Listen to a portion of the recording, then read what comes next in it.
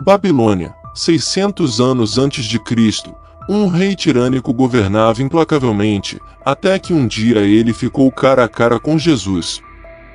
Muitas pessoas nem mesmo estão cientes de que Jesus estava no Antigo Testamento. Esse evento ocorre no livro de Daniel.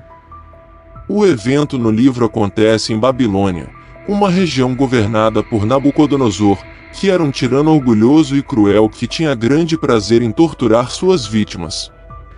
Ele governou o mundo antigo como um ditador absoluto após subjugar a Síria.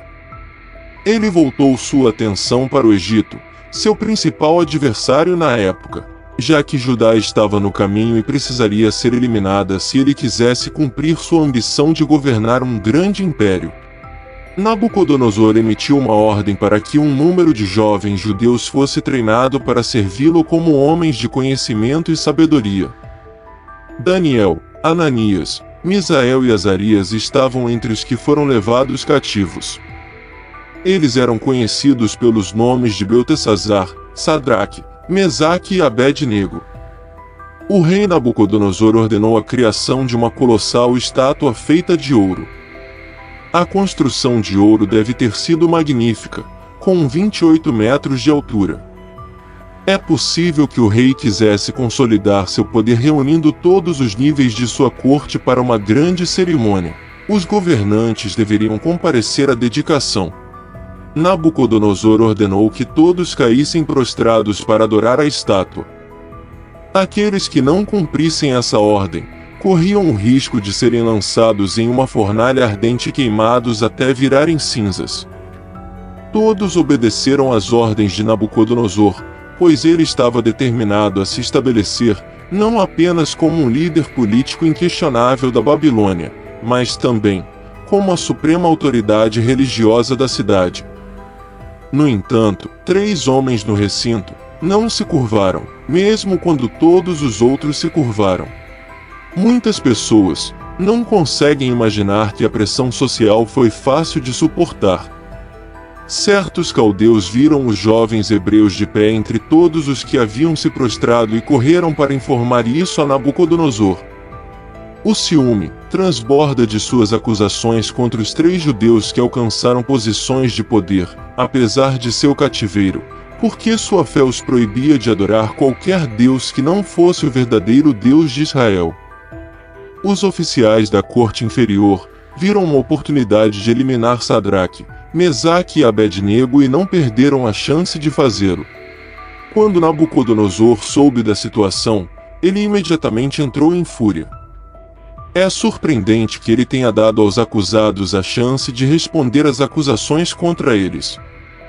Isso pode indicar sua consideração por eles, mas não se engane, o rei aceitaria apenas uma resposta: rendição total. Eles tinham 2 opções: adorar o ídolo de ouro, ou perecer no fogo. Apesar de seu anterior louvor ao Deus hebreu, Nabucodonosor acrescentou: quem é o Deus que pode livrá-lo das minhas mãos? A pergunta do rei, como antes, acabaria por ser respondida. Ao ouvir isso, Nabucodonosor ficou furioso e ordenou que Sadraque, Mesaque e Abed-nego fossem trazidos. Eles foram levados diante do rei, que disse a eles: é verdade, Sadraque, Mesaque e Abed-nego, que não servis aos meus deuses, nem adorais a estátua de ouro que eu levantei. Esses corajosos jovens desafiaram a ordem direta do rei e se colocaram nas mãos de Deus. Sua resposta a Nabucodonosor foi: ó rei, não precisamos de nos defender diante de ti quanto a isto. Se formos lançados na fornalha de fogo ardente, o Deus a quem servimos pode nos livrar dela, e ele nos livrará das tuas mãos, ó rei. Mas, mesmo que ele não o faça, saiba, ó rei, que não serviremos aos teus deuses, nem adoraremos a imagem de ouro que levantaste. Em outras palavras, eles disseram que prefeririam morrer a desobedecer a Deus, mesmo que ele decida nos deixar queimar. Ainda assim serviremos ao Deus vivo em vez do seu ídolo morto. Inestimável! Eles preferiam a morte à infidelidade a Deus, e não tinham dúvidas de que estavam preparados para este dia por muito tempo. Nabucodonosor estava cheio de fúria e sua expressão mudou em relação a eles. Ele ordenou que a fornalha fosse aquecida 7 vezes mais do que o habitual. Ordenou que homens fortes do seu exército amarrassem e os lançassem na fornalha de fogo. Esses 3 homens caíram atados no meio da fornalha. Então o rei Nabucodonosor ficou espantado e se levantou depressa. Ele declarou a seus conselheiros: não lançamos 3 homens amarrados no fogo. Eles responderam ao rei: certamente, ó rei. Ele respondeu: mas eu vejo 4 homens desamarrados, caminhando no meio do fogo sem se ferirem, e a aparência do quarto é semelhante a um filho dos deuses. Quando Nabucodonosor viu os homens caminhando no fogo, não só achou incrível que eles saíssem ilesos, mas também que havia 4 deles. O quarto parecia ser um filho de Deus, implicando que ele era divino. Nabucodonosor nos diz que a 4ª pessoa era um filho de Deus. Durante a parte mais desafiadora de sua provação, Jesus estava lá com eles fisicamente, no meio de seu teste na fornalha de fogo. Sadraque, Mesaque e Abednego podem ou não ter sido conscientes de que o Filho de Deus estava com eles, embora houvesse momentos em que estavam cientes da presença de Jesus em seus sofrimentos. Lemos que: vejo 4 homens desamarrados, andando no meio do fogo. Nabucodonosor também percebeu que os 4 homens estavam livres enquanto no fogo, apenas as cordas que os haviam amarrado foram queimadas. Deus é capaz de surpreender aqueles indivíduos cujos corações são os mais endurecidos, não apenas contra ele, mas também contra seu povo. Aquele que fez a alma pode fazer sua espada se aproximar dele, mesmo até ao maior tirano. A fornalha era grande, então eles tinham espaço para caminhar. Eles estavam ilesos. Suas mentes estavam em paz, então eram capazes de caminhar como se estivessem num paraíso ou jardim de casa. A resposta para isso é sim, eles não estavam lutando para sair, em vez disso, caminharam desimpedidos no meio das chamas, acreditando que o mesmo Deus que os protegeu no fogo também os livraria dele. Nabucodonosor cometeu o erro de pensar que ele era o ser mais poderoso do mundo, mas aqui ele encontrou aquele que é. Que efeito isso teria sobre ele? Ele ainda teria confiança para exigir que outros o adorassem como se ele tivesse? Então Nabucodonosor se aproximou da porta da fornalha ardente e declarou: Sadraque, Mesaque e Abednego, servos do Deus Altíssimo, saiam e venham. Então Sadraque, Mesaque e Abednego saíram. Os poderosos, os prefeitos, os governadores e os conselheiros do rei se reuniram e viram que o fogo não tinha poder sobre os corpos desses homens. O cabelo de suas cabeças não estava chamuscado, suas capas não foram danificadas e nenhum cheiro de fogo tinha nas roupas deles. Quando o rei viu que os homens que ele havia condenado haviam sido divinamente resgatados, ele os convocou. Nenhum fio de cabelo em suas cabeças foi chamuscado no processo. É incrível que alguém tenha sobrevivido até mesmo um segundo dentro da fornalha, quando tantos outros morreram logo na entrada. Deus pode nos livrar de uma provação ou pode nos sustentar e fortalecer milagrosamente em meio a ela. Ficamos impressionados com a fé desses homens no Deus verdadeiro. Sua resposta no meio do julgamento, sua inabalável crença no Deus da sua confiança, no Deus que é quem ele diz ser, e faz o que ele diz, sua fé, como revelado por sua confiança naquele que tinha o poder de livrá-los. Seu reconhecimento de Deus sobre o rei mais poderoso do mundo, resultou na revelação do poder supremo de Deus aos incrédulos. Sua fé mostra que Deus é capaz de nos livrar de nossos próprios problemas e provações. Como cristãos, sabemos que Deus é capaz de nos livrar, mas também sabemos que Ele não age sempre dessa maneira. Segundo Romanos 5, Deus pode permitir provações e dificuldades em nossas vidas para construir nosso caráter, fortalecer nossa fé, ou por outras razões desconhecidas. Nem sempre entendemos por que estamos passando por uma provação, mas Deus simplesmente nos pede para confiar nele, mesmo quando é difícil. Jó, apesar de sofrer incrível dor, agonia quase insuperável e sofrimento, foi capaz de afirmar: ainda que ele me mate, nele esperarei. Também sabemos que Deus não garante que nunca sofreremos ou morreremos, mas ele promete estar sempre conosco. Devemos aprender que, em tempos de adversidade e perseguição, devemos adotar a atitude desses 3 jovens, mas, se não, fica sabendo, ó Rei, que não serviremos aos teus deuses, nem adoraremos a imagem de ouro que levantaste.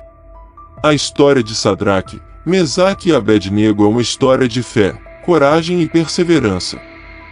Ela nos lembra que Deus está sempre conosco, mesmo nos momentos mais difíceis. Quando enfrentamos desafios, devemos manter a fé em Deus e perseverar em nossa crença. Sem dúvida, estas são algumas das palavras mais corajosas já pronunciadas. O fato de o fogo não ter consumido Sadraque, Mesaque e Abednego surpreendeu Nabucodonosor. A questão é, quando andamos pela fé, podemos enfrentar o fogo da perseguição, mas podemos estar confiantes de que Ele está conosco, Ele nos manterá em movimento, Ele nos libertará eventualmente, Ele nos salvará para sempre. Quando somos perseguidos ou experienciamos dor, podemos ter esperança porque sabemos que esta vida não é o fim. A vida após a morte, essa é sua garantia para todos os que amam e obedecem a Ele. A eternidade com Deus nos capacita e nos eleva acima da dor e do sofrimento que enfrentamos. Por séculos, crianças e adultos têm sido cativados pela incrível história de Sadraque, Mesaque e Abednego, 3 jovens homens que enfrentaram o poderoso rei Nabucodonosor. As ações de Sadraque, Mesaque e Abednego no livro de Daniel representam uma resposta que é comum em nosso tempo: a desobediência civil. Isso implica oposição pessoal deliberada a um decreto governamental que viola os padrões de Deus. Ficou claro que o rei nunca mais seria o mesmo. Ele abandonou o Deus que adorava em favor do Deus do povo que anteriormente perseguia. Ele exaltou o Senhor e insistiu que seus súditos não adorassem ninguém além do Deus Todo-Poderoso. Líderes piedosos devem pedir ao Senhor para mostrar-lhes vislumbres de seu poder e glória. Quando ele faz isso, torna-se muito mais simples para nós canalizarmos nosso zelo para servir ao único Deus verdadeiro que realmente existe. Nabucodonosor respondeu: Bendito seja o Deus de Sadraque, Mesaque e Abednego, que enviou seu anjo e resgatou seus servos que acreditaram, confiaram e dependeram dele. Eles violaram o comando do rei e entregaram seus corpos ao invés de servirem ou adorar qualquer outro deus além de seu próprio Deus. Por isso, faço um decreto de que qualquer povo, nação ou idioma que falar qualquer coisa ofensiva contra o Deus de Sadraque, Mesaque e Abednego será cortado em pedaços e suas casas se tornarão um monte de escombros, pois não há outro Deus que possa salvar desta forma. Então o rei fez com que Sadraque, Mesaque e Abednego prosperassem na província de Babilônia. Jesus é mencionado algumas vezes no Antigo Testamento. No entanto, ele não é referido por esse nome, nem aparece da mesma maneira que no Novo Testamento. No entanto, ele está presente no Antigo Testamento. A presença de Cristo no Antigo Testamento é enfatizada em toda a Escritura Sagrada. Jesus Cristo validou o fato de que o Antigo Testamento contém referências a ele. Depois de ser confrontado por um grupo de autoridades religiosas, Jesus explicou que o Antigo Testamento fala sobre ele. Se vós crescem em Moisés, creriam em mim, pois de mim ele escreveu. Ele disse, segundo Jesus, toda a obra de Deus com a humanidade desde o início do tempo apontava para ele. Outra vez, quando Jesus mostrou que ele está no Antigo Testamento foi no dia da sua ressurreição. De acordo com algumas contas, Mais de 300 profecias do Antigo Testamento apontam para Jesus Cristo e foram cumpridas por ele em sua vida.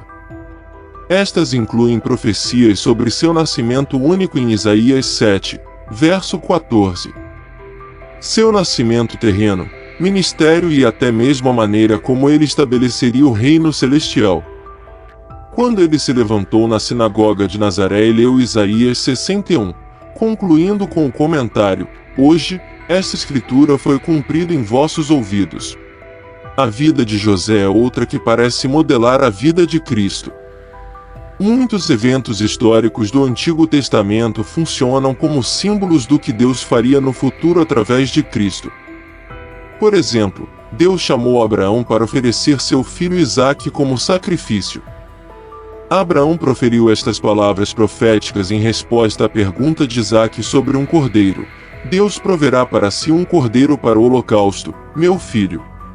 Jesus não é mencionado apenas no Novo Testamento, ele também aparece em várias passagens do Antigo Testamento. Jesus é o Messias prometido de Deus.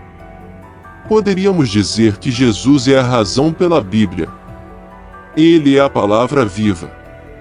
Toda a Bíblia é um farol que nos aponta para a oferta de reconciliação de Deus, a esperança do perdão e da vida eterna através de Jesus Cristo, nosso Senhor. A história de Sadraque, Mesaque e Abednego é uma história de fé, coragem e perseverança. Eles nos ensinam que, quando somos fiéis a Deus diante da perseguição, Ele sempre estará conosco. Esta história também aponta para Jesus Cristo. Ele também foi fiel a Deus, mesmo quando isso significava enfrentar a morte. Ele foi crucificado por seus inimigos, mas Deus o ressuscitou dentre os mortos. A história de Sadraque, Mesaque e Abednego é uma inspiração para todos nós. Ela nos lembra de que devemos sempre ser fiéis a Deus, independentemente das circunstâncias. Que nosso Deus, através do seu Filho Jesus Cristo, nos abençoe.